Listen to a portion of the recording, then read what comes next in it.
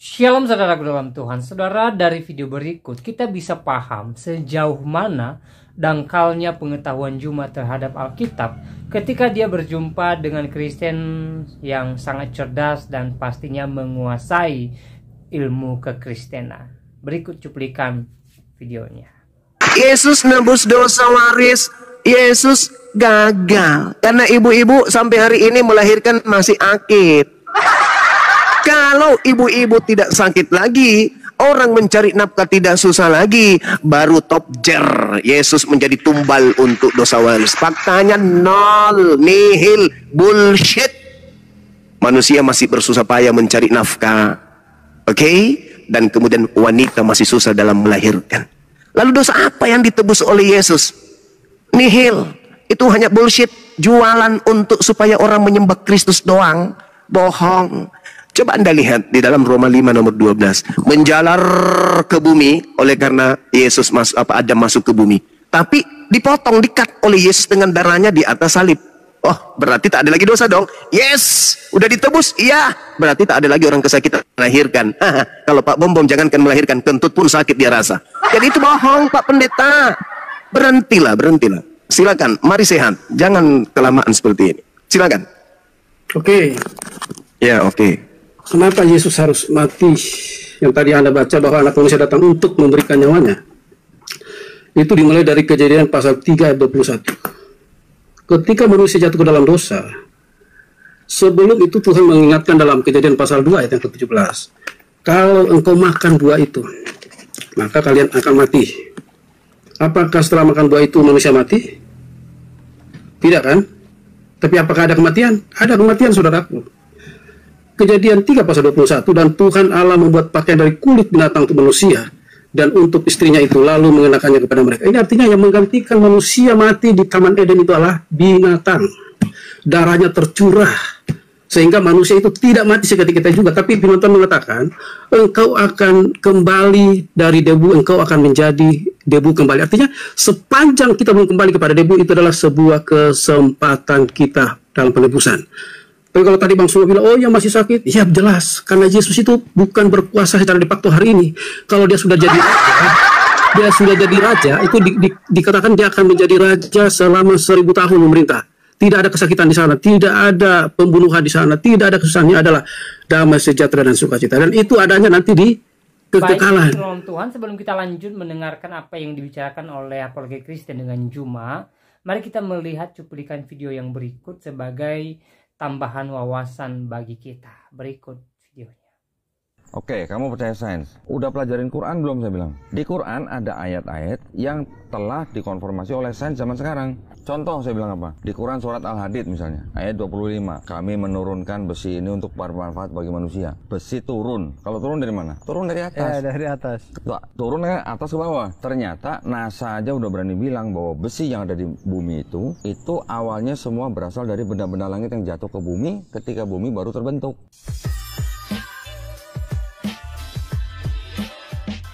Jadi sebelum kita mulai, izinkan saya memberikan sedikit disclaimer terlebih dahulu. Jadi ya seperti biasanya, video ini sama sekali tidak bertujuan untuk menyerang siapapun, apalagi menyerang agama Islam. Jadi kritik yang saya sampaikan selama ini dalam video-video saya itu murni ditujukan pada klaim-klaim publik yang bersinggungan dengan sains, bukan pada keyakinan ataupun pribadi seseorang. Sayangnya di ruang publik, kita itu seringkali terjebak dalam cara berpikir yang sempit. Seolah-olah dunia ini hanya menyediakan dua pilihan saja. Kalau tidak A, maka pasti B. Nah, cara berpikir seperti ini dikenal dalam logika sebagai false dilemma atau either or fallacy. Ini adalah jenis kekeliruan berpikir atau logical fallacy, di mana seseorang menyederhanakan pilihan yang kompleks menjadi hanya dua pilihan saja. Padahal kenyataannya bisa saja terdapat alternatif pilihan lain. Contoh sederhananya gini, jika saya mengkritik penjelasan sains dari seorang ustaz, maka saya langsung dicap sebagai pembenci Islam. Kalau saya mempertanyakan cocokologi Al-Quran dengan sains modern, saya langsung dianggap sebagai orang yang liberal, dituduh misionaris, atau bahkan dianggap sebagai orang ateis. Nah, cara berpikir seperti ini menurut saya bukan hanya tidak adil, tapi juga membunuh diskusi yang sehat dan tentu saja mempersempit ruang berpikir kita. Yang ironisnya, saya pernah mendengar dari seorang tokoh agama yang cukup terkenal di sebuah acara diskusi keagamaan, di mana ketika lawan diskusinya menyebutkan tentang either or fallacy, alih-alih mencoba mencari tahu istilah tersebut, si tokoh agama ini dengan lantang mengatakan bahwa dia sudah belajar tentang ilmu logika selama bertahun-tahun, namun dia tidak pernah mendengarkan ataupun menemukan istilah either or fallacy atau false dilemma. Tentu saja ini mengejutkan bagi saya ya, mengingat false dilemma adalah salah satu bentuk logical fallacy yang sangat mendasar dalam kajian logika formal maupun informal. Jadi sangat disayangkan sih ketika ada seorang yang sudah belajar logika bertahun-tahun tapi tidak tahu either or fallacy. Jadi gini, mengoreksi suatu klaim bukan berarti kita membenci. Mengkritisi narasi yang dibungkus agama bukan berarti kita menolak agama. Padahal bisa saja seseorang mengkritisi karena ingin kita semua, terutama generasi muda, itu mendapatkan pendidikan sains yang lebih sehat dan berbasis pada riset yang serius, bukan melalui narasi cocokologi yang dangkal atau asumsi yang belum diverifikasi. Sayangnya, cara berpikir seperti ini masih sangat umum di masyarakat kita, termasuk dalam diskusi-diskusi yang melibatkan agama dengan sains. Banyak orang yang memaksakan narasi bahwa kalau tidak bersama kami, ya berarti melawan kami. Padahal kenyataannya, niat mengkritisi itu bisa lahir dari rasa cinta terhadap ilmu, terhadap agama, bahkan terhadap kebenaran itu sendiri. Jadi ya sekali lagi saya tegaskan, saya tidak sedang menyerang pribadi siapapun, saya tidak sedang menjatuhkan kelompok manapun, saya juga tidak membenci agama Islam. Yang ingin saya lakukan adalah membuka ruang diskusi yang sehat, rasional, dan berpijak pada data, supaya kita tidak lagi menjadikan klaim-klaim sains sebagai alat dakwah tanpa verifikasi, supaya kita juga bisa mendidik generasi muda yang berpikir kritis dan tentu saja membangun masa depan dengan ilmu, bukan dengan narasi-narasi yang terdengar indah, namun sebenarnya menyesatkan. Oke, mari kita putar dulu videonya ya. Rata-rata orang ateis kan percaya sains. Betul. Betul kan? Sekarang kita hidup pada zaman sains. Pegangan kita sains. Siapa yang bisa melawan hukum gravitasi? Tidak ada. Walaupun gravitasi sebelum Isaac Newton sudah ditemukan 700 tahun sebelumnya oleh orang Islam. Nah, perlu kita ketahui bahwa konsep gravitasi itu pertama kali tidak ditemukan oleh orang Islam. Pemikiran tentang gravitasi itu sudah ada sejak zamannya Aristoteles. Bahkan ilmuwan Islam, yakni Al-Biruni, yang diklaim sebagai orang pertama yang menemukan gravitasi, itu belajar banyak dari karya-karyanya Aristoteles. Kalau kita merujuk pada paper dengan judul The Science of Al-Biruni, itu sangat jelas tertulis di situ. Makanya tidak heran bahwa konsep gravitasi yang digagas oleh Al-Biruni itu mempunyai kemiripan dengan gagasan gravitasi yang disampaikan oleh Aristoteles. Bahkan kalau kita baca artikel dengan judul The Exploration of Gravity, kita akan temukan bahwa jauh sebelum ada ilmuwan Muslim, Brahmagupta di India pada abad ke-7 telah menyebutkan mengenai konsep gravitasi, bahwa benda tertarik ke bumi karena suatu gaya, meskipun gagasannya dia belum dalam konteks gravitasi universal seperti yang dirumuskan oleh Newton. Nah, penjelasan lebih lanjut mengenai ilmuwan Muslim dan konsep gravitasi sudah saya bahas di video reaksi saya terhadap channel Arisfara, di mana mereka memberikan klaim serupa bahwa Newton hanya menjiplak karya ilmuwan Muslim. Silakan cek linknya di deskripsi. Oke, kamu percaya sains. Udah pelajarin Quran belum saya bilang? Di Quran ada ayat-ayat yang telah dikonfirmasi oleh sains zaman sekarang. Contoh saya bilang apa? Di Quran surat Al-Hadid misalnya, ayat 25. Kami menurunkan besi ini untuk bermanfaat bagi manusia. Besi turun. Kalau turun dari mana? Turun dari atas. Ya, dari atas. Turun dari atas ke bawah. Ternyata NASA aja udah berani bilang bahwa besi yang ada di bumi itu awalnya semua berasal dari benda-benda langit yang jatuh ke bumi ketika bumi baru terbentuk. Oke, saya mau highlight pernyataan Ustaz Dondi di sini ya. Kata beliau, besi yang ada di bumi itu awalnya semua berasal dari benda-benda langit yang jatuh ke bumi ketika bumi baru terbentuk. Well, pernyataan ini tentu saja ada benarnya, namun kurang lengkap, yang kemungkinan bisa menimbulkan yang namanya kesalahpahaman. Jadi gini, perlu kita ketahui bahwa besi itu sebenarnya terbentuk dalam proses bintang-bintang raksasa yang meledak atau yang kita kenal sebagai supernova. Unsur besi itu adalah salah satu unsur terberat yang bisa terbentuk di inti bintang ya. Ketika bintang itu kehabisan yang namanya bahan bakar, ia runtuh dan meledak, kemudian menyebarkan besi ke seluruh alam semesta. Nah, sebagian dari debu dan gas bintang ini kemudian membentuk tata surya kita, termasuk planet kita, bumi gitu. Nah, inti bumi itu sebagian besar terdiri dari besi. Dan sebagian besi yang ada di permukaan bumi memang berasal dari meteorit atau batu luar angkasa yang jatuh ke bumi. Lalu mungkin Anda bertanya, lah bukankah penjelasan Ustaz Dondi seperti itu? Well, coba kita putar ulang pernyataan beliau ya. Ternyata NASA aja udah berani bilang bahwa besi yang ada di bumi itu awalnya semua berasal dari benda-benda langit yang jatuh ke bumi ketika bumi baru terbentuk. Jadi di situ Ustaz Dondi mengatakan bahwa semua besi berasal dari benda-benda langit yang jatuh ke bumi ketika bumi baru terbentuk. Pernyataan ini mengandung sedikit miskonsepsi.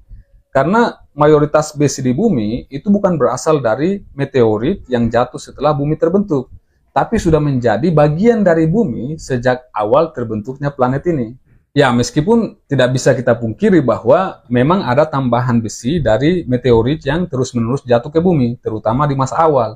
Tapi itu hanya sebagian kecil dari total kandungan besi di bumi. Yang dominan itu justru malah besi yang tertanam di inti dan kerak bumi, yang berasal dari material awal pembentuk planet bumi, bukan hasil dari tabrakan benda-benda langit secara keseluruhan. Jadi sampai di situ clear ya. Nah sekarang kita masuk pada bagian yang sangat menarik, di mana Ustaz Dondi mengklaim bahwa informasi mengenai jatuhnya besi dari luar angkasa menuju bumi itu sudah disebutkan dalam Al-Quran jauh sebelum sains modern mengkonfirmasi itu. Di Quran ada ayat-ayat yang telah dikonfirmasi oleh sains zaman sekarang. Contoh saya bilang apa? Di Quran surat Al-Hadid misalnya, ayat 25. Kami menurunkan besi ini untuk bermanfaat bagi manusia. Besi turun. Kalau turun dari mana? Turun dari atas. Dari atas. Turun dari atas ke bawah. Kata beliau, surat Al-Hadid ayat 25 yang berbunyi, kami menurunkan besi, itu mengisyaratkan bahwa besi itu memang turun dari langit. Lalu beliau mengatakan bahwa ini sejalan dengan temuan sains modern. Nah, pertama, saya melihat bahwa apa yang disampaikan oleh Ustaz Dondi sebenarnya bukan merupakan hal yang baru. Pernyataan tersebut terdengar seperti pengulangan dari apa yang sudah sering digaungkan oleh tokoh-tokoh seperti Ahmad Didat, Zakir Naik, maupun Harun Yahya. Sayangnya, saya merasa bahwa tidak ada upaya serius dari Ustaz Dondi untuk memverifikasi kebenaran dari informasi yang disampaikan oleh tokoh-tokoh tersebut. Beliau ini tampaknya hanya meneruskan argumen-argumen lama tanpa menggali lebih dalam apakah argumen tersebut benar-benar valid secara ilmiah maupun tekstual. Terkait dengan Al-Quran surat Al-Hadid ayat 25, saya sebenarnya cukup familiar dengan ayat ini ya, terutama karena sebelumnya saya pernah mengomentari pernyataan dari Ustaz Adi Hidayat mengenai ayat yang sama, di mana Ustaz Adi menyatakan bahwa ayat ini selaras dengan nomor atom besi yang katanya adalah 26, dan kata beliau ayat 25 sampai 26 dalam surat Al-Hadid itu membahas tentang besi. Well, kenyataannya nomor atom besi memang 26, namun ayat yang membahas tentang besi itu justru adalah ayat 25, bukan ayat 26. Ayat 26 bahkan tidak membahas soal besi sama sekali. Beliau juga mengatakan bahwa isotop besi yang paling stabil itu adalah Ferum 57 dan mengaitkannya dengan nomor surat Al-Hadid yaitu surat ke-57. Padahal berdasarkan hasil perhitungan saya dengan menggunakan rumus fisika sederhana, yakni rumus defek massa serta hasil verifikasi dari jurnal ilmiah, saya menemukan bahwa isotop besi yang paling stabil itu justru Ferum 58, bukan Ferum 57. Jadi ternyata yang dilakukan oleh Ustaz Adi Hidayat itu hanyalah cocokologi tanpa ada landasan dalam sains gitu. Di sini saya tidak sedang ingin menyalahkan siapapun secara personal, tapi saya kira dalam perkara seperti ini perlu ada kehati-hatian. Kita tidak bisa asal menyambungkan fakta ilmiah dengan ayat suci tanpa validasi yang kuat, hanya demi membuat Al-Quran tampak ilmiah. Nah, balik lagi pada klaim Ustaz Dondi tadi, jika kita membaca ayat tersebut secara utuh, kita akan menemukan bahwa kata wa anzalna yang berarti kami turunkan tidak hanya digunakan untuk besi. Dalam konteks ayat tersebut, kata itu juga digunakan untuk kitab dan mizan atau timbangan atau keadilan. Dalam banyak ayat lain, kata ini juga digunakan untuk hal-hal yang secara literal tidak turun langsung dari langit. Seperti hewan ternak yang disebutkan dalam Quran Surat Az-Zumar ayat 6, dan juga Quran Surat Al-Araf ayat 26, yakni tentang pakaian.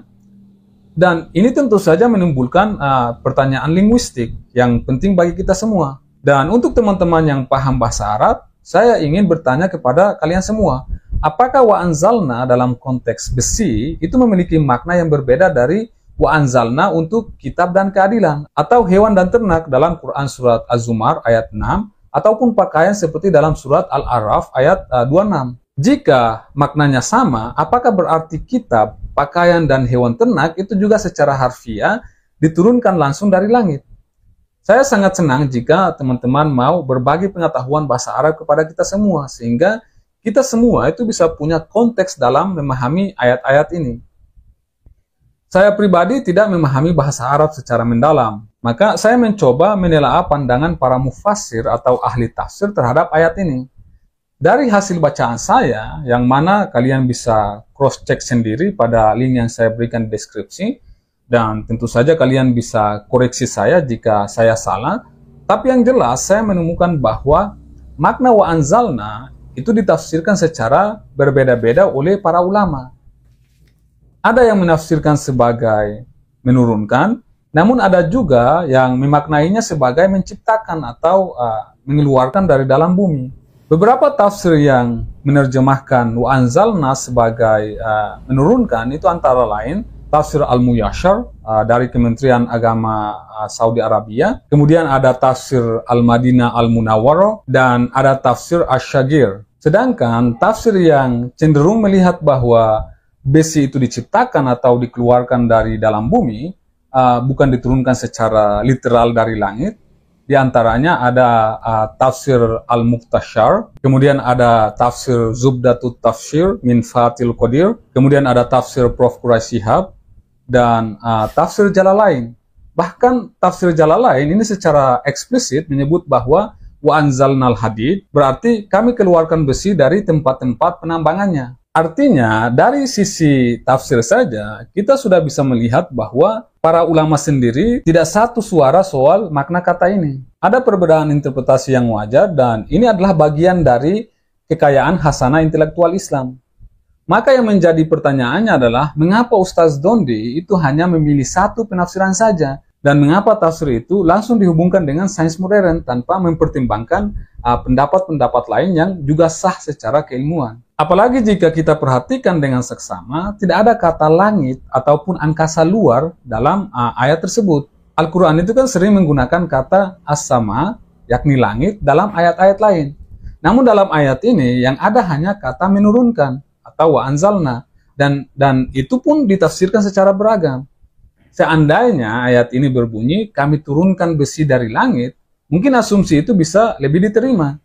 Tapi karena tidak ada redaksi seperti itu, ya sebaiknya kita lebih berhati-hati dalam membuat klaim. Kalau ulama saja berbeda pendapat, lalu pertanyaannya adalah pendapat ulama mana yang benar dalam konteks ini?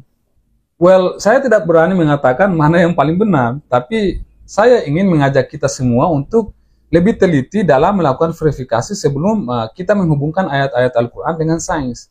Jangan sampai keinginan kita untuk menunjukkan bahwa Al-Quran itu spesial karena telah membahas tentang fenomena sains jauh sebelum adanya penemuan sains modern, justru malah merusak kesucian serta kesakralan dari Al-Quran itu sendiri. Seringkali dalam retorika dakwah ilmiah seperti yang dilakukan oleh Ustaz Dondi dan lain-lain, muncul klaim bahwa Al-Quran itu memuat mukjizat karena telah menyebutkan fakta ilmiah seperti dalam kasus yang kita bahas sekarang, yakni asal-usul besi dari langit, dan Al-Quran telah menyebutkan itu jauh sebelum ilmu pengetahuan modern mengkonfirmasinya. Maka klaim ini kemudian dipakai untuk menyimpulkan bahwa Al-Quran pasti bukanlah buatan manusia, melainkan berasal dari Tuhan, seperti yang dikatakan oleh Ustaz Dondi. Jadi besi yang bisa diambil oleh manusia itu asalnya bukan dari bumi. Iya, betul. Itu NASA udah confirm. Iya. Itu di Quran, siapa yang nulis? Apakah itu karangan manusia? Saya bilang gitu. Jadi kan terbukti itu bukan karangan manusia.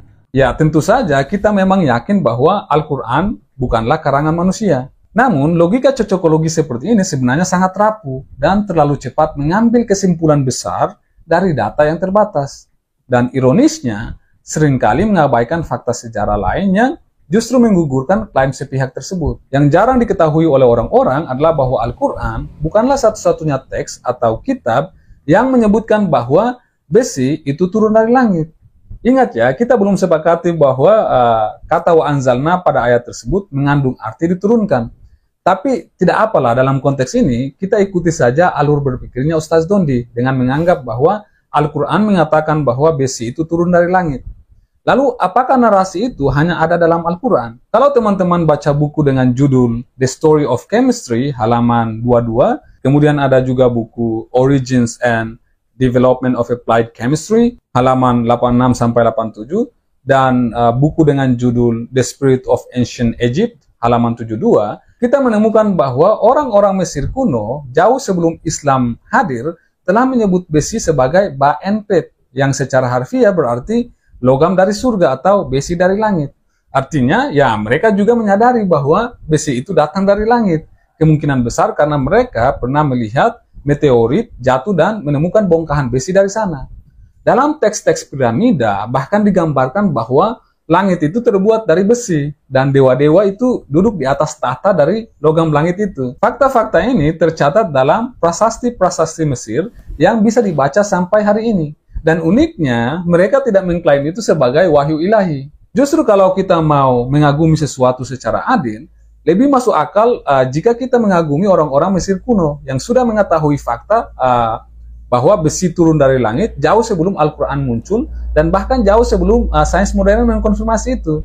Dan lebih spektakulernya lagi, mereka sampai pada kesimpulan itu hanya berdasarkan pengamatan tanpa harus membawa narasi ilahi atau klaim mukjizat. Lalu pertanyaannya adalah kenapa kita begitu ngotot melakukan cocokologi antara Al-Quran dengan sains? Apakah kita merasa bahwa nilai Al-Quran itu menjadi lebih tinggi kalau sesuai dengan sains modern? Apakah dengan menunjukkan kecocokan semacam itu akan membuat orang semakin yakin dengan kebenaran Al-Quran? Jika iya, maka saya justru merasa aneh dengan keimanan kita. Apakah keimanan kita selama ini dibangun atas dasar keyakinan terhadap wahyu, atau hanya bergantung pada validasi dari sains yang terus berubah? Kalau keyakinan kita hanya akan menguat ketika ayat-ayat dalam Al-Quran terlihat ilmiah, bukankah itu justru menunjukkan bahwa sebelumnya kita itu tidak benar-benar yakin dan memiliki keraguan terhadap agama kita sendiri? Seakan-akan iman kita harus dibuktikan dulu melalui eksperimen baru terasa kokoh. Mungkin ada yang berkata bahwa ini bukan soal pembuktian, tapi untuk memperkuat iman. Namun, pernyataan seperti itu justru menyeratkan bahwa keimanan kita itu belum cukup kuat tanpa didukung oleh bukti ilmiah dari sains. Padahal sains itu kan penuh dengan dinamika. Sains berubah terus-menerus. Apa yang hari ini kita anggap benar, ya bisa saja besok akan berubah lagi. Kalau itu terjadi, bukankah perilaku cocokologi ini hanya akan mengikis kesakralan Al-Quran itu sendiri? Think about it.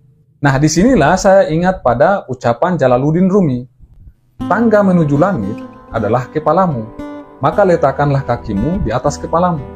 Untuk mencapai Tuhan, injak-injaklah pikiran dan kesombongan rasionalmu. Well, Rumi di sini tidak sedang menolak akal ya. Beliau justru sedang mengingatkan kita bahwa ada batasan dalam logika manusia. Bahwa akal, betapapun pentingnya, tidak bisa menjadi satu-satunya jalan untuk memahami yang transenden. Kadang keinginan kita untuk menjelaskan segala sesuatu secara rasional dan saintifik itu justru menjadi bentuk lain dari kesombongan intelektual. Kita terlalu sibuk membuktikan Tuhan melalui logika serta hukum-hukum alam. Padahal Tuhan tidak selalu hadir dalam logika. Kadang Ia hadir dalam keheningan saat kita berhenti menjelaskan dan mulai merasakan. Thanks for watching. Saya Muin Banyal. Salam apapun itu untuk ilmu pengetahuan dan jangan mati sebelum meninggalkan karya. nomor 6, Roma 5, 8 sampai 10, 1 Yohanes 4 nomor 10, dan endingnya Roma 14 nomor 9. Dibaca dulu ayat itu supaya lebih lengkap. Ya, tinggal Anda pilih yang mana yang mau dibacakan. Matius 20 nomor 28. Itu aja ayatnya dulu. Oke, saya kasih Roma 3 Pak ya, karena itu adalah surat Paulus ya. Matius saja, Matius. Kalau Roma kan kalian tidak percaya Paulus. Iya sama, Matius pun kami tidak terima. Itu bukan firman Tuhan itu. Itu cuma karangan orang-orang yang kemudian tulisannya dianggap firman Tuhan. Di dalam Matius 20 Pak Pendeta, nomor 28 di situ dikatakan sama seperti anak manusia datang bukan untuk dilayani, melainkan untuk melayani dan untuk memberikan nyawa yang menjadi tebusan bagi banyak orang. Ini Matius 28 ini nanti ujung-ujungnya itu ke penyaliban. Padahal ini tidak ada hubungannya dengan penyaliban data itu. Nah, kalau Anda mengatakan penebusan itu untuk menjual Yesus, tidak ada dalilnya. Ketika Anda membaca Kejadian 3, tak ada hubungannya dengan Maria. Itu membahas Hawa. Yang kedua, ketika saudara pendeta mengatakan, coba tanya ibu-ibu yang bisa menjawab, apakah mereka masih merasakan kesakitan? Nah, disinilah kebohongan gereja. Yesus datang menebus dosa waris. Dengan kata lain, Yesus datang menghilangkan kesakitan melahirkan. Ini yang menjawab ibu-ibu. Wahai ibu-ibu, apakah kalian masih sakit saat melahirkan? Masih, Pak Dokter. Berarti Yesus gagal. Yesus nebus dosa waris. Yesus gagal. Karena ibu-ibu sampai hari ini melahirkan masih akid. Kalau ibu-ibu tidak sakit lagi, orang mencari nafkah tidak susah lagi, baru top jer. Yesus menjadi tumbal untuk dosa waris. Faktanya nol, nihil, bullshit. Manusia masih bersusah payah mencari nafkah. Oke? Dan kemudian wanita masih susah dalam melahirkan. Lalu dosa apa yang ditebus oleh Yesus? Nihil. Itu hanya bullshit. Jualan untuk supaya orang menyembah Kristus doang. Bohong. Coba Anda lihat di dalam Roma 5 nomor 12. Menjalar ke bumi oleh karena Yesus Adam masuk ke bumi. Tapi dipotong, dikat oleh Yesus dengan darahnya di atas salib. Oh, berarti tak ada lagi dosa dong. Yes, udah ditebus. Iya, berarti tak ada lagi orang kesakitan melahirkan. Kalau Pak Bom jangankan melahirkan, kentut pun sakit dia rasa. Jadi itu bohong Pak Pendeta. Berhentilah. Silakan, mari sehat. Jangan kelamaan seperti ini. Silakan. Oke. Ya, oke. Kenapa Yesus harus mati? Yang tadi Anda baca bahwa anak manusia datang untuk memberikan nyawanya. Itu dimulai dari Kejadian pasal 3 ayat 21. Ketika manusia jatuh ke dalam dosa, sebelum itu Tuhan mengingatkan dalam Kejadian pasal 2 ayat yang ke-17. Kalau engkau makan buah itu, maka kalian akan mati. Apakah setelah makan buah itu manusia mati? Tidak kan? Tapi apakah ada kematian? Ada kematian, saudaraku. Kejadian 3 pasal 21, dan Tuhan Allah membuat pakaian dari kulit binatang untuk manusia dan untuk istrinya itu, lalu mengenakannya kepada mereka. Ini artinya yang menggantikan manusia mati di Taman Eden itu adalah binatang. Darahnya tercurah sehingga manusia itu tidak mati seketika kita juga. Tapi binatang mengatakan, engkau akan kembali dari debu, engkau akan menjadi debu kembali. Artinya sepanjang kita belum kembali kepada debu, itu adalah sebuah kesempatan kita dalam penebusan. Tapi kalau tadi Bang Suma bilang, oh ya masih sakit, ya jelas, karena Yesus itu bukan berkuasa secara de facto hari ini. Kalau dia sudah jadi raja, itu dikatakan dia akan menjadi raja selama 1000 tahun memerintah. Tidak ada kesakitan di sana, tidak ada pembunuhan di sana, tidak ada kesusahannya, adalah damai sejahtera dan sukacita. Dan itu adanya nanti di kekekalan. Tapi apakah ada orang-orang yang bisa menikmati hidup hari ini?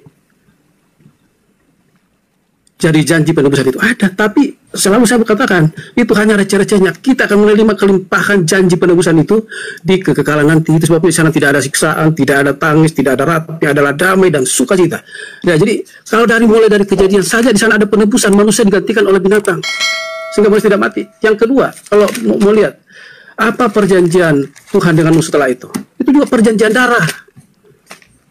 Apa perjanjian Tuhan setelah itu yang menjadi tradisi bagi orang Israel dari keturunan Abraham? Juga perjanjian darah. Itu sebabnya ada sunat. Sunat itu tujuannya adalah untuk perjanjian darah, supaya orang Israel itu disebut sebagai umat Allah, maka mereka harus dikerat kulit katanya. Apa bukti bahwa ketaatan penuh itu harus dengan pengorbanan. Abraham itu diuji dengan ketaatan penuh mengorbankan anaknya. Siapa yang suruh mengorbankan anaknya? Allah sendiri. Tapi apakah anaknya itu jadi korbankan? Harusnya jadi, tapi Allah menggantikan dengan hewan. Dan itu adalah prototipe, tipologi, bahwa Allah lah sendiri yang akan menggantikan penebusan itu. Manusia tidak bisa menyediakan itu. Tapi Allah sendiri akan menyediakan penebusan. Dan itulah sebabnya Yesus diutus sepenuhnya melakukan kehendak Bapaknya.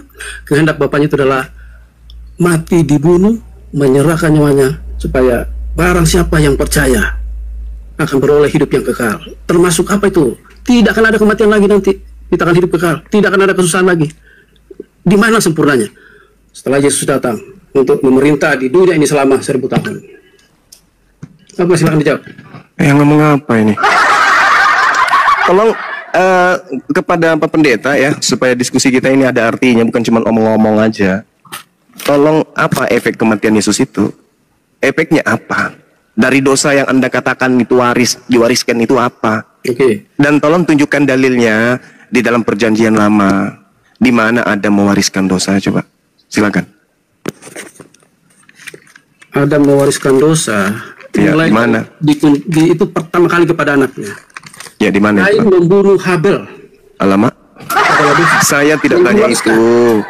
Yang saya tanya Kenapa dalil. diwariskan? Mana dalilnya? Coba lihat di Kejadian pasal 4. Pembunuhan itu terjadi setelah adanya kematian. Ya, karena itu runutan hidup manusia. Yang saya tanya, dosa waris itu dalilnya di mana, Pak Pendeta? Runutan hidup manusia yang di dalamnya ada sifat manusia berdosa. Dalil Pak Pendeta. Baca dalil. Kejadian pasal 4. Kejadian pasal 4 itu terjadi adanya kasus pembunuhan Ya, Habil, Kain ya. Yang saya tanya dosa waris, Bang. Bang, dosa waris. Yang namanya dosa waris itu kan apa yang terjadi setelah itu, dampaknya, efeknya. Dalil Bang, dalil dosa waris. Kalau tidak ada berarti ini hanya bohong waris. Lah, jadi saya harus luruskan ya, teman-teman lah. Saya yang harus minta Bible tunjukkan dalil, kok luruskan dulu. Pengajaran yang lengkap. Tidak bisa, dalilnya mana ada dosa waris. Lah, harus ada dalil. Karena itu cuma ciptaan Kristen aja. Dalilnya, Bang. Dari firman Tuhan itu kita bisa dalil dosa waris, dalilnya mana, Bang? Jadi saya harus luruskan Bang Suma. Dalil dulu, Pak Pendeta, dalil dulu, Pak, dalil, Pak. Jangan menyesatkan, Pak. Silakan. Dalil. Kalau saya dalilkan kan dari tadi sudah ngomong. Apa itu? Bukan dampak, Pak. Dalil, Pak. Saya tanya Bang Suma. Dalil, Pak. Saya nanya, Dalil. Anda mati itu karena apa? Anda mati nanti itu besok atau lusa? Enggak, dalil, Pak. Dalil dosa waris itu mana, Pak? Jangan, ini sudah 2000 tahun kalian bohong ke anak Adam. Ya, dalilnya dulu, tunjuk. Dosa waris itu adalah kematian. Dosa waris itu hanya bohong waris, Pak. Bohong waris. Nah, sekarang kalau Anda gini biar tak ajarin, Pak. Saya tanya, biar tak ajarin, Pak. Adam itu ada orang tua, apa yang Anda terima? Adam ini ada nggak dalilnya? Atau duit itu namanya warisan. Mulai pendeta ini mulai ribut dengan dirinya sendiri. Pendeta ini jadi saya masuk. Kalian sudah 2000 tahun berbohong, nggak bisa dibiarkan terus begitu ya. Kalian harus berhenti menipu orang. Nipu jemaat itu berhenti, Pak Pendeta. Nipu jemaat berhenti. Saya minta dalil. Orang Yahudi, Pak, sebelum muncul Kristen itu tak ada yang mengajarkan kemudian dosa waris. Yang paham tentang kitabnya orang Yahudi itu orang Yahudi, makanya mereka disebut ahli kitab, karena nggak diragukan pengetahuan mereka tentang kitab mereka. Ente pendeta sekalipun nggak paham bahasa Ibrani, nggak ngerti, Pak Pendeta, itu saya jamin itu. Yang Pak Pendeta paham itu cuma apa? Perpuluhan, persembahan dan seterusnya. Saya minta dalilnya loh. Dalil dosa waris yang kalian gaungkan untuk nakut-nakuti orang supaya mereka datang ke kalian membayar perpuluhan itu mana dalilnya? Ada nggak? 2000 tahun kalian menipu anak keturunan Adam. Mana dalilnya? Ada. Cuman karena orang mati. Ya matilah, namanya orang hidup di dunia. Mereka Adam dan istrinya diperintahkan untuk berkuasa di atas muka bumi ini, bukan untuk hidup kekal di dunia ini. Ada nggak dalilnya? Marilah kami menciptakan manusia serupa dengan gambar kita untuk hidup kekal di bumi. Ada nggak? Nggak ada, Cak Ayu. Oh, batal hidup kekal. Kenapa? Karena mereka mewariskan dosa kepada anak-anak mereka sehingga mereka mati. Nehi merica ketum berjahe. 2000 tahun loh, Pak Pendeta, kalian menipu jemaat. Yesus harus kita menjadi tumbal dosa-dosa kita. Ada nggak dalilnya? Manusia mewariskan dosa kepada keturunannya. Ada nggak dalilnya? Dalil dulu, Ya. baru dogma. Saya Jangan dogma bacakan, dulu ya. tanpa dalil. Dalil dulu, Pak. Kejadian pasal 4 ayat yang ke 12 misalnya, dari 10 mulailah. Apa yang telah kau perbuat ini, darah adikmu itu berteriak kepadaku dari tanah. Maka sekarang terkutuklah engkau, terbuang jauh dari tanah, mengangangkan mulutnya untuk menerima darah adikmu itu dari dagingmu. Apabila engkau mengusahakan tanah itu, maka tanah itu tidak akan memberikan hasil sepenuhnya lagi kepadamu. Nah ini kan dari hubungannya perbuatan dengan orang dosa? tuanya, dari perbuatan Adam dan Hawa sekarang dinikmati oleh Habel, oleh Kain. Apa hubungannya, Pak, dengan dosa Apabila engkau waris? mengusahakan tanah itu, maka tanah itu tidak akan menghasilkan sepenuhnya lagi kepadamu. Tadi kan orang tuanya dikutuk dengan susah payah. Di mana Itu dalilnya ada. Adam dikutuk, Pak? Alamak, ini Mengalir ke semakin anaknya. parah, pendeta ini semakin parah Nah, bohongnya. jadi- Di mana dalilnya Adam dikutuk, Pak? Di mana dalilnya Adam dikutuk? Oke, Ya, saya bacakan silakan. ya. Ya. Terkutuklah tanah karena Ya, engkau. tanah. Oke. Nah, sekarang apa yang dampak yang diterima oleh anaknya? Itu yang tadi saya bacakan. Maka sekarang terkutuklah engkau, terbuang jauh dari tanah yang mengasihi untuk menerima darah adikmu itu.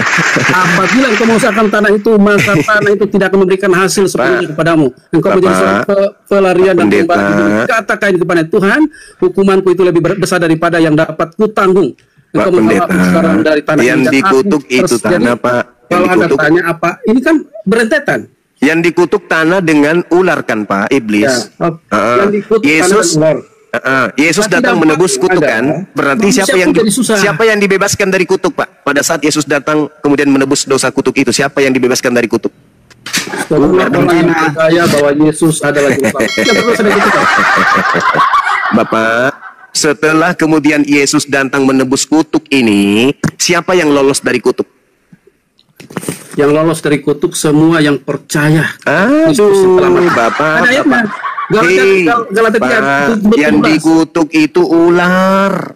Ketika Yesus datang menebus kutuk, maka ular bebas dari kutuk. Dengan demikian konsep ini keliru, sebab ular tak dikutuk lagi. Kenapa tidak dikutuk lagi? Karena Yesus sudah menebusnya. Makanya Al-Quran saya mengatakan wa ikhwanuhum yamuddunahum. Ternyata Kristus menebus iblis dari kutukan Tuhan. Kalau iblis sudah tidak dikutuk lagi karena Yesus melepaskan kutuk itu, maka iblis melenggang ke surga. Apakah konsep ini betul? Tidak, ini akal-akalan dari barat, Pak. Bukan ajaran para nabi. 2000 tahun kalian itu turun-temurun menipu jemaat. Sampai sini paham, Pak? Ya, silakan. Lanjutkan kebohongan Anda, Yang silakan. diciptakan menurut gambar dan rupa Allah sendiri itu adalah manusia. Iya. Jadi kalau Allah menebus itu, masa tebusan itu ditujukan kepada setan? Ini yang tidak masuk akal. Loh, yang Kalau Anda dikutuk, percaya bahwa kutukan yang Yesus dikutuk itu ditujukan siapa, kepada Pak? iblis, Yang dikutuk kan maka mestinya- iblis. Yang dikutuk iblis, Pak. Yesus menebus kutuk. Berarti Yesus menebus iblis. Anda Gitu, Pak. Inilah kalau sering makan makanan yang dipersembahkan kepada sesajen. Oke, saya Iya, kan? bacakan ayatnya ya. Ya, silakan. Lalu ini ayat 14 kejadian pasal. Yes. Lalu berfirmanlah Tuhan kepada ular itu, karena engkau berbuat demikian terkutuklah engkau di antara Terkutuklah engkau. segala binatang. Engkau akan berjalan Oke, dengan perutmu. Sebentar, saya bacakan apa yang terjadi dengan manusia. Apa yang terjadi dengan permusuhan antara engkau dan perempuan ini, antara keturunanmu dan keturunan Memang betul, Pak. akan memakan kepala. Betul itu, Pak, Dan betul. menemukan tumitnya. Firman-Nya Sampai hari kepada- ini, Jadi, Pak. perempuan pun mendapatkan dampak manusia. Bahkan yang tadi saya baca itu menjalar kepada anak Pak, keturunan itu surat Paulus itu bijalar itu bijalar. Kejadian 4 itu bukan surat Paulus. Kejadian Paulus itu tak Kejadian 4 itu internal Habel dengan adiknya, Pak. Nggak ada Terkutuk hubungannya lah, Pak. dengan keturunannya. Itu tipikal manusia, Pak. Karena Tuhan telah menciptakan kejahatan, Tuhan menciptakan kebaikan. Adanya pohon baik dan buruk. Siapa yang menciptakan pohon buruk? Pohon jahat? Tuhan. Berarti Tuhan menciptakan kejahatan itu ada. Manusia dikatakan sempurna karena manusia punya kehendak free will. Bisa jadi baik, bisa jadi jahat. Malaikat ini, dia adalah makhluk yang baik. Iblis, makhluk yang jahat. Mereka tidak dikatakan jahat, mereka tidak dikatakan baik sebelum adanya baik dan jahat itu dicipta oleh Tuhan. Gitu loh, Pak Pendeta. Jadi kalau Anda mengatakan Habil, Kain, oh tidak, itu potensi manusia. Tuhan bisa jahat, Tuhan bisa baik. Tuhan menciptakan Adam sama seperti itu. Punya potensi, punya kehendak bebas. Makanya iblis cemburu kepada Adam karena Adam memiliki dua sifat tersebut. Iblis tidak ada kehendak bebas pada dirinya. Begitu juga malaikat. Bisa nggak malaikat itu menjadi jahat? Menurut Kristen bisa. Salah. Malaikat itu adalah makhluk yang sempurna. Berbeda dengan setan. Makhluk yang tercipta dari api. Itu berbeda, Pak. Kalau Adam, dua-duanya bisa. Bisa jadi jahat, bisa jadi baik. Kalau iblis bisa nggak jadi baik? Nggak bisa, Pak. Kecuali jin. Jin bisa jadi baik, jin bisa jadi buruk. Kalau dia jadi buruk, maka dia jadi setan. Manusia kalau dia jadi buruk, maka dia jadi kafir. Seperti itu, Pak. Jadi tidak ada itu dosa waris, nggak ada. Bohong waris yang ada. Bohong waris. Kenapa bohong waris itu diada-adakan? Supaya Yesus bisa dijual. Kalau nggak ada dosa waris, boleh nggak Yesus itu dijual? Matinya di atas salib? Nggak ada. Yesus mati di atas salib untuk membebaskan kalian dari pegadaian rentenir. Nggak ada itu. Yesus mati di atas salib agar supaya kalian semuanya berhenti kena penyakit panu. Nggak ada. Pasti dosa waris. Tapi karena dosa warisnya itu tak ada, maka kematian Yesus itu sia-sia.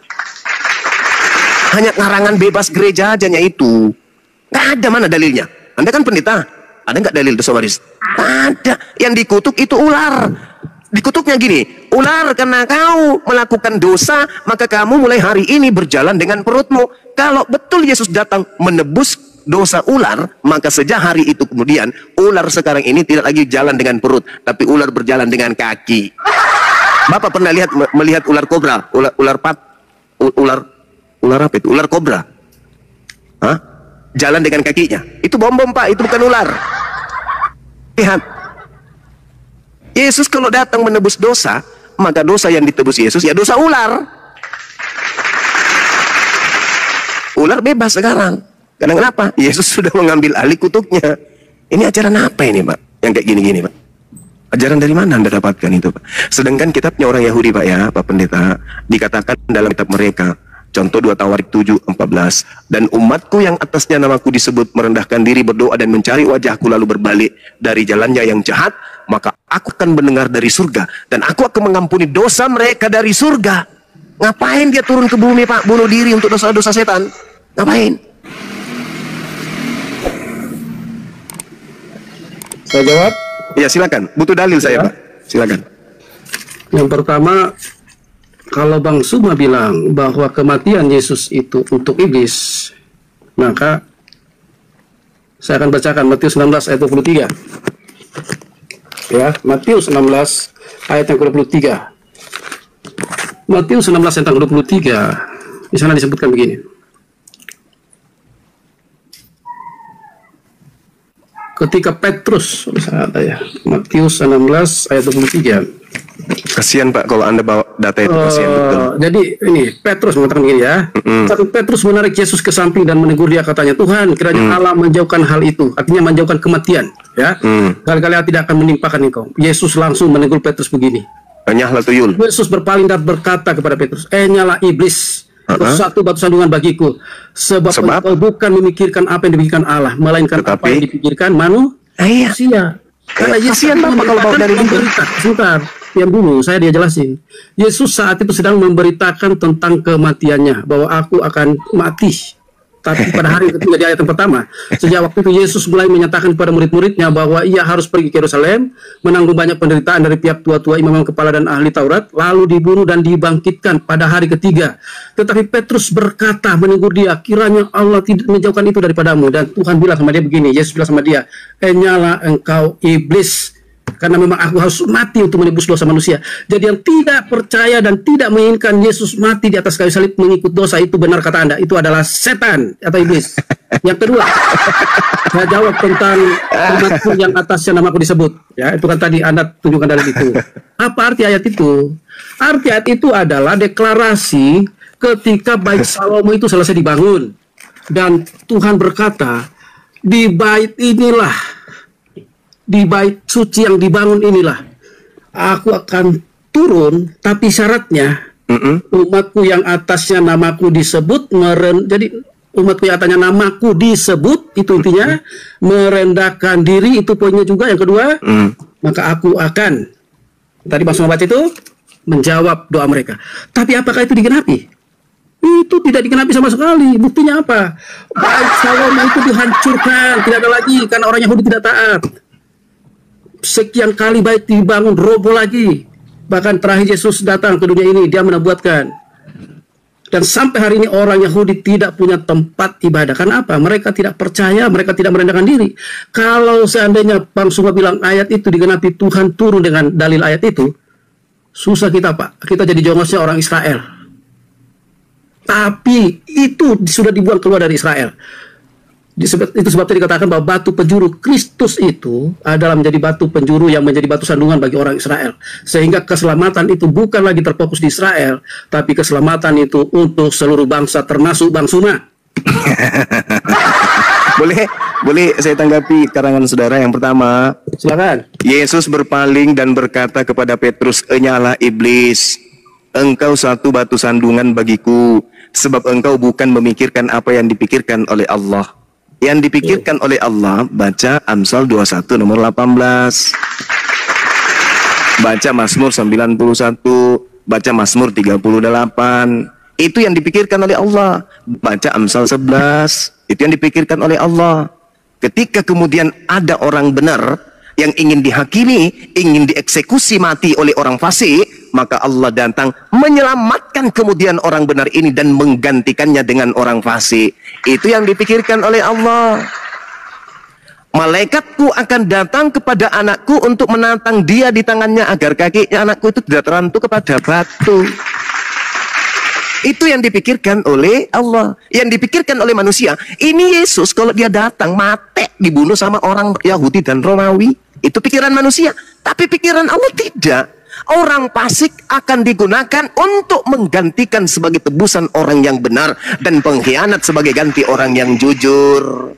Itu siapa yang pengkhianat? Yudas. Yang jujur siapa? Yesus. Dia dipakai sebagai tebusan bagi Yesus. Itu pikiran Tuhan, Pak Pendeta. Yang Anda pikirkan itu sama seperti Petrus, menganggap bahwa yang mati itu Yesus. Padahal kagak. Tuhan tidak membiarkan anak yang dicintainya dieksekusi oleh orang-orang kafir. Jadi berjuta orang Yahudi, orang Romawi bekerja sama untuk membunuh Yesus. Tuhan tidak izinkan, Pak. Percaya sama saya. Tidak diizinkan. Untuk apa Yesus mati? Untuk nebus dosa waris. Mana dosa warisnya? Tak ada. Dosa waris itu cuma kibulan aja. Kalau Anda mengatakan bait suci tak ada lagi, betul. Kenapa? Karena kerajaan yang diberikan kepada Yesus telah diberikan kepada bangsa lain, Pak. Lukas 1 nomor 33. Dan Yesus akan menjadi raja atas kaum keturunan Yakub sampai selama-lamanya, dan kerajaannya tidak akan berkesudahan. Dia hanya raja selama-lamanya untuk Bani Yakub. Jadi percuma pendeta berkoar-koar di depan jemaat. Kalau untuk menyelamatkan itu bullshit. Tapi kalau untuk dompet bolehlah. Dia hanya raja selama-lamanya untuk Bani Yakub. Akan tetapi Pak Pendeta, di dalam Matius 21 nomor 43, karena aku Yesus berkata kepadamu bahwa kerajaan Allah akan diambil daripadamu dan akan diberikan kepada bangsa lain yang akan menghasilkan buah kerajaan itu. Kerajaan itu tidak mengajarkan dosa waris, Cak Ayu. Kerajaan itu mengajarkan damai sejahtera, shalom, Islam, bukan aliteng. Saya jawab ya. Logat Jawanya pakai kolak-kolak Donta. Yang pertama, ini saya pikir bagusnya ketemu Bang Suma langsung, kita saling makan coto sambil sharing di mana di Makassar ya. Di Siruaka, di apa itu, di Kristus yang keluar dari kubur kepada Bapak Paulus untuk Oke, saya jawab. Yesus ke seluruh bangsa. Begitu. Apa yang Anda jawab? Saya minta dalil dosa waris dari perjanjian lama mana? Jawab apa? Saya jawab. Jawab apa, Pak Pendeta? Silakan. Saya masih minta dalil. Silakan. Dalil yang mau Anda minta ayat itu sebetulnya itulah yang diberikan oleh Tuhan saya. Bagaimana manusia ditebus supaya manusia yang sedang kepada kematian dan kebinasaan ini bisa selamat. Tapi Tuhan puji syukur karena kasihnya. Karena kasihnya, satu-satunya jalan adalah mengirimkan anak tunggalnya untuk menjadi tebusan. Tidak ada yang lain. Ya. Kalau itu yang kedua, yang tadi kalau itu narasikan itu Matius pasal 4, itulah cara setan untuk memalingkan kebenaran. Setan berkata kepada Yesus dengan mengutip Mazmur, ya, dengan mengutip Mazmur, dalam Matius pasal 5, kemudian dia membawa ke kota suci dan menempatkan dia di bubungan bait Allah, lalu berkata kepada jika engkau anak Allah, jatuhkanlah dirimu ke bawah, sebab ada tertulis mengenai engkau, ia akan memerintahkan malaikat-malaikatnya dan mereka akan menatang engkau di atas tangannya supaya kakimu jangan terantuk kepada batu. Apa kata Yesus menjawab? Apa tunduk kepada iblis? Enggak. Ada tertulis setan, ya, dia bilang begitu. Ada Engkau tertulis, dia berhadapan dengan setan. Engkau hanya menyembah Tuhan Allahmu. Dan yang mau dicobai di sini siapa? Lagi ke gunung. Yang mau dicobai di sini siapa, Pak Pendeta? Yang dicobai adalah Yesus. Kemudian Sekali lagi Pak Pendeta izin. silakan. Yang mau dicobai di sini Mazmur 91 kebenarannya. Apa iya betul si Tuhan kalau aku ingin membunuh anaknya, si Tuhan betul-betul mengaplikasikan perkataannya di Mazmur 91. Aduh Pak Pendeta. Yang ingin dicobai Tuhan yang ada di Mazmur 91. Makanya Yesus berkata, jangan kau mencobai Tuhan ilahmu. Yang ada di Mazmur 91 yang berkata di situ kan Tuhan. Dia akan mengutus malaikatnya untuk menantang dia di tangannya agar kakinya tidak terantuk kepada batu. Kalau Yesus itu betul-betul anaknya.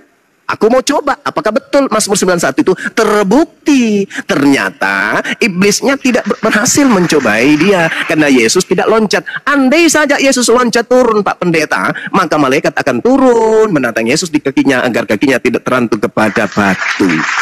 Iblis ingin mencoba Mazmur 91, bukan mencoba Yesus. Karena Yesus hanya mengatakan dirinya anak Tuhan, iblis ingin mencobainya. Apa tujuan iblis mencobai Yesus? Untuk nanti memanfaatkan nama Yesus itu untuk dijual kepada pemikir-pemikir lemah, orang-orang tak berakal. Karena nama Yesus ini sakti, nama Yesus ini bisa dijual, punya power nama Yesus itu. Maka iblisnya kelak datang muncul ngaku, akulah Yesus yang kau aniaya. Kalau iblisnya datang mengaku, akulah bom-bom yang kamu kasih gift. Kira-kira percaya nggak orang sedunia? Nggak percaya Pak. Tapi karena nama Yesus mengandung mukjizat, mengandung kuasa di sana, maka nama itu dipakai iblis. Makanya Yesus berkata, waspadalah kepada iblis yang datang kepadamu dengan memakai nama Yesus dan berkata, akulah Kristus. Dia akan menyesatkan banyak orang. Nama Yesus itu mahal, Cak Ayu. Baca Lukas 4. Ketika iblis menyerahkan kemudian kuasa, menawarkan kuasa. Hei Yesus, ya paman, aku akan memberikan engkau kuasa di dunia bila engkau menyembah aku, sebab aku telah diberi kuasa itu dan aku berhak memberikan kepada siapapun yang aku kehendaki. Tergoda enggak Yesus? Tidak. Berarti kuasa dunia itu tidak diberikan kepada Yesus. Lah iya. Lalu siapa yang keluar dari kubur mengaku aku telah diberi kuasa? Iki siapa? Itu bukan Yesus, sebab Yesus yang asli tak nerima kuasa dari setan itu.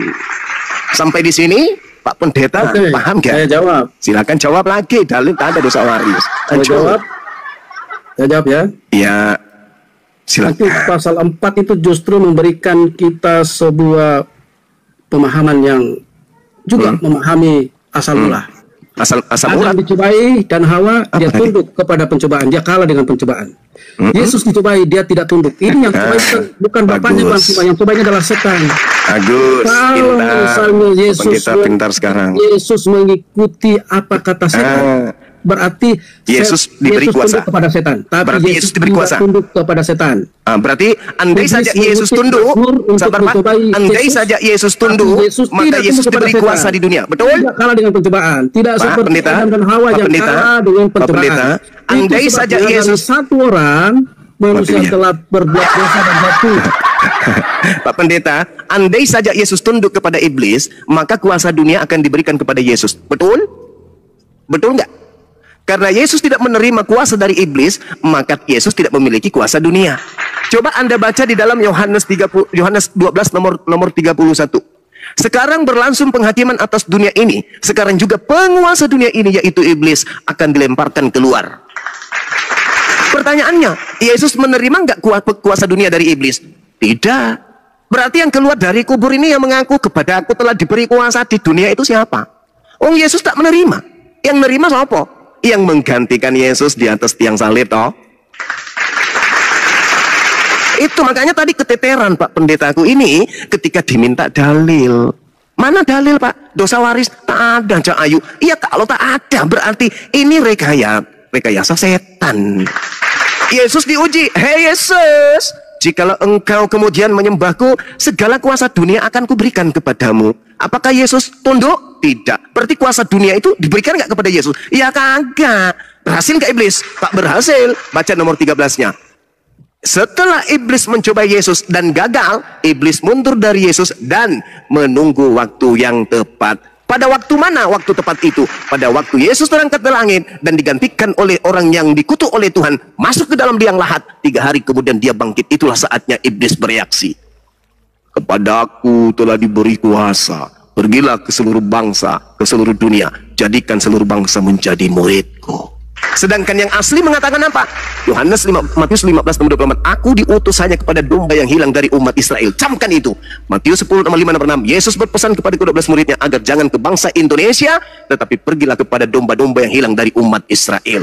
Itu ajaran Yesus. Jadi yang keluar dari kubur ini, yang dilemparkan keluar dari kubur ini, yang sebagai tanda angkatan jahat ini dalam Matius 12, yaitu bangkit dari kubur pada hari ketiga, itu adalah tanda untuk jahat. Yang keluar dari kubur ini siapa? Siapa? Pengganti Yesus yang sudah diberi kuasa oleh iblis. Penguasa dunia ini adalah iblis. Kata siapa? Kata Yesus. Mana dalilnya? Yohanes 12 nomor 31. Sekarang berlangsung penghakiman atas dunia ini. Sekarang juga penguasa dunia ini, yaitu iblis, akan dilemparkan keluar dari alam kubur. Siapa yang keluar dari kubur, Pak? Sembahan Anda kan? Siapa itu, Pak? Siapa itu, Pak? Manusia yang diberi kuasa oleh iblis. Dalilnya dosa waris, Pak. Masih menunggu saya, Pak. Silakan. Saya akan jawab. Silakan. Nah, waris itulah inti pengajaran dari semua kitab. Dalilnya mah. Kalau misalnya, oke. Dalilnya dosa waris itu mana? Saya mau tanya kepada semua yang ada 3.000 orang ini. Silakan. Bahkan apapun jawaban Anda, itulah yang benar. Kenapa Anda hari ini sekarang disebut sebagai orang berdosa? Dari mana dosa itu? Yang menyebutnya itu Anda kan? Anda yang menyebutnya. Karena kenapa nanti Anda akan menjual iblis kepada kami untuk kami sembah. Roma 10 nomor 9 nomor 10. Barang siapa yang berkata dengan mulutnya Yesus Kristus itu adalah Tuhan, dan apa yang dikatakan oleh mulutnya ini diimani sepenuh hati, maka dia akan diselamatkan. Itu toh yang Bapak mau jual kepada kami. Untuk itulah Yesus mati agar menjadi mayat, agar dibangkitkan oleh Tuhan untuk menjadi Tuhan bagi orang Kristen. Itu toh yang Bapak mau jual. Maaf Pak Pendeta, matur nuhun, kalau tidak ada dalil dosa waris, maka lebih baik Bapak mandi sumur 7 sumur dengan kembang 7 rupa. Percuma Pak Pendeta. Wong di sini bukan gereja. Saya jawab ya. Silakan jawab, dalil tak ada. Sekali lagi, jawaban saya itu silakan dijawab sendiri oleh 3.000 yang menonton. Dari manakah dosa Anda? Kalau Anda mengatakan kita adalah orang berdosa, kecuali kalau Anda yakin Anda bukan orang berdosa. Kalau Bapak tidak mau berdosa, kalau Anda merasa orang berdosa, pertanyaan saya dibicarakan oleh Don Ritan di cuplikan video awal dan juga dijawab oleh seorang pria cerdas, dan tentunya ini menambah ilmu pengetahuan kita ya.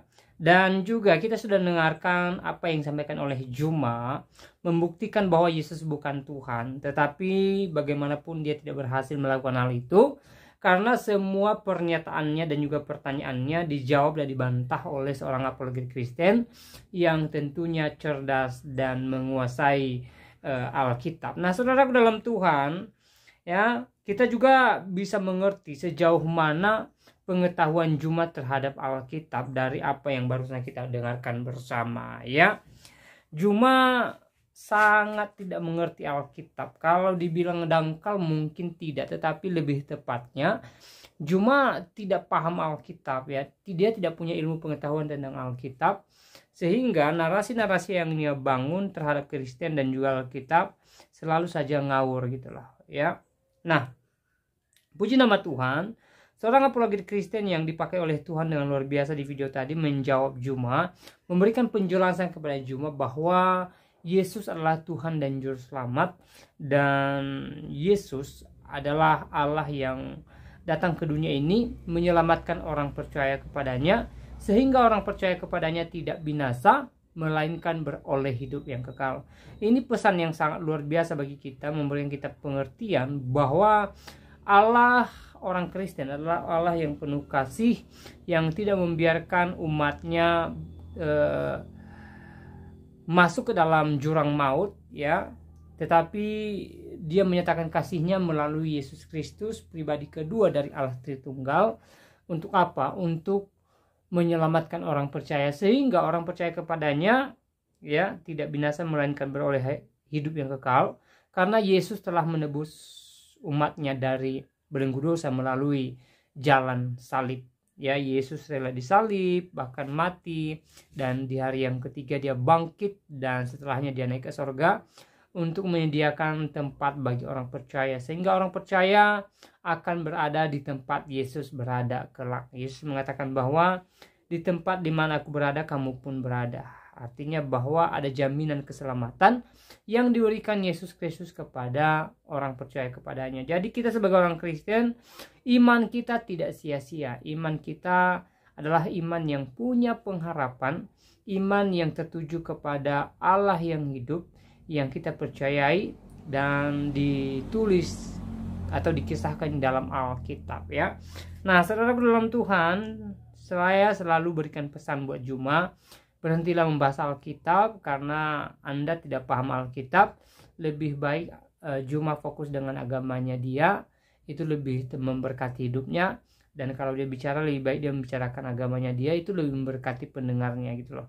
Daripada kemudian dia berkoar-koar membahas Alkitab, sok tahu Alkitab, tetapi kenyataannya tidak. Ya, nah saudara Tuhan, selebihnya seperti apa tanggapan saudara, silahkan tulis di kolom komentar ya. Tuliskan tanggapan yang baik, yang positif, terutama tanggapan yang memuji, memuliakan nama Tuhan di atas kerajaan surga. Dan di kesempatan juga saya kembali ingatkan kita supaya kita tetap semangat menjalani hari-hari kita. Apapun yang kita alami hari-hari ini, apapun yang sedang kita hadapi, apapun yang menjadi persoalan kita, mari kita tetap berserah kepada Tuhan, mengandalkan Tuhan, dan percaya bahwa Tuhan menolong kita.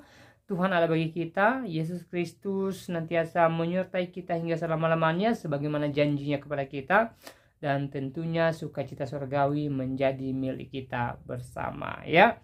Yang terpenting adalah kita berserah kepada Tuhan. Alkitab mencatat ya, carilah dahulu kerajaan Allah dan kebenarannya, maka semuanya itu akan ditambahkan kepadamu.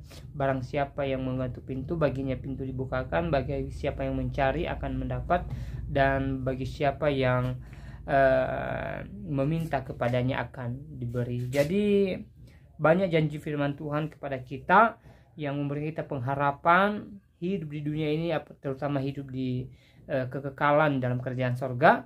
Dan kita aminkan bahwa apa yang dipesankan oleh firman Tuhan dalam Alkitab, iya dan amin, dan pastinya tergenapi dalam kehidupan kita, khususnya kita yang senantiasa berserah dan mengandalkan Tuhan. Hal yang terpenting adalah mengandalkan Tuhan dan percaya akan kuasa Tuhan ya. Nah saudara dalam Tuhan, saya pribadi tidak terlalu panjang lebar menyampaikan pesan video ini ya. Semoga video singkat ini memberkati kita, menguatkan iman kita, dan kiranya Tuhan Yesus memberkati kita sekalian. Shalom.